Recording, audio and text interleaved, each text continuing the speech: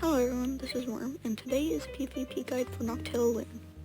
This will be a PvP series and will take a while for me to upload, but be free to comment for any PvP guide, but I will not be able to do all, but I will try.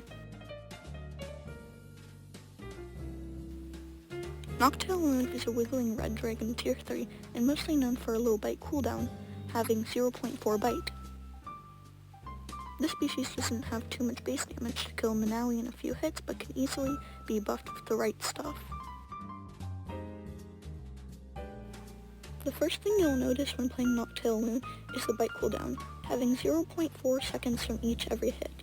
And this thing is immune to almost any kind of bleed out there, and that goes pretty well with its 3 bleed attack. This thing is pretty fast in Sky and can easily dart in and out of battle in a few hits, and take any break speed necessary while attacking. Virus Breath helps a lot with bleed attack and lowering anyone's health. Berserk is optional if it's helpful or not, but I would usually say it isn't helpful, barely even helpful, but it literally just makes you have a lower bite cooldown and more stamina regen, which is kind of pretty useless. It's saying you have to be at least 20% health for it to be enabled, and that's kind of a waste of health. For higher bite cooldown and more stamina regen. I don't have any proof of Noctla'Lune and Blood Moons yet, but I can assure you you'll be pretty shocked of how fast the bite cooldown is in Blood Moons, and in Blood Moons is an absolute beast. You can almost take down anything. And Noctla'Lune's glide regen has to be mentioned because it's pretty good if you have the right traits and plushies. And its weight is pretty decent for having such fast speed as a tier 3 flyer, having about 2,000 weight.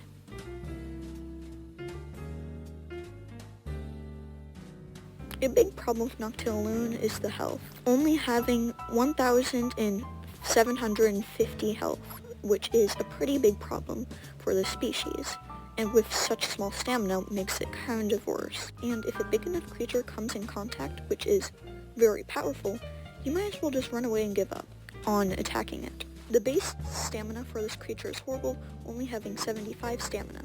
And the base damage is absolutely horrible, but can easily be fixed with some plushies and some damage traits. Face-to-face combat with this creature is not its thing. It's mostly good for swooping down and attacking, or just mid-air combat flight. And we already know the reason for Berserk since I already said it. We're going to start with Powerful Elder, and the best traits and plushies for Powerful Elder is damage, stamina regen, and weight. They all help equally, which is pretty amazing for the choice of these 3. But you should only go with weight if you're looking for a bulky flyer, which is pretty good if it's a Powerful Elder. And now for the plushies for this Elder is going to be Reindeer, Ice Wolf, Cat, Arcane, and Brock.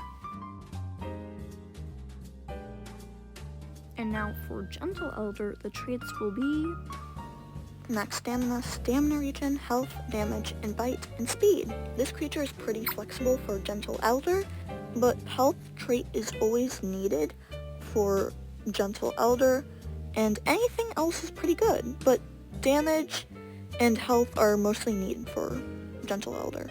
And the plushies for Gentle Elder are Magic Prawn Hornbug, Reindeer, Cat, Horned Beetlefly, Baby Dragon. And please do not pick random plushies with random traits. You have to plan them out so you know what you're going to do, and pick what you're most comfortable with, which helps me the most and other people. Now let's continue with Devious Elder, and the best traits and plushies for Devious Elder is bite, speed, stamina regen, and health. And Devious Elder is even better with the plushies, such as Succulent, Rock, Reindeer, Sky, and Horned Beetlefly, which will all impact Devious Elder and Noctla'Lune very heavily, which is really good since Devious Elder is probably the best one for Noctla'Lune. And speaking with best, it's probably the best time for me to leave, since this is all I have to say for Noctla'Lune.